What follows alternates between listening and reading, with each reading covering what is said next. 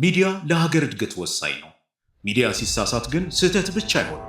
የዓመታት ልፋትን ሊያመክን ህልምንም ሊያደበዝዝ ይችላል። ሃኒ ተረጋጊ። መብትሽን የምታስከብርበት የተሻለ መንገድ አለና በደንብ ስሚ። ሃና የጓደኛዋን ምክር ሰምታ ቅሬታዋን ለኢትዮጵያ መገናኛ ብዙሃን ምክር ቤት ውስጥ ለሚገኘው የመገናኛ ብዙሃን የእርስ በርስ ቁጥጥር አካል በድረ-ገጻቸው አስገባች። በኢትዮጵያ መገናኛ ብዙሃን ምክር ቤት ውስጥ የሚገኘው ይህ አካል ገለልተኛ ሆኖ የተቋቋመ ሲሆን በሕግና በሚዲያው ዓለም አንቱ የተባሉ ባለሙያዎች ይመሩታል። የእርስ በርስ ቁጥጥር ስርዓቱ ቅሬታን ይቀበላል፣ ሚዛናዊ መፍትሄውን ይሰጣል።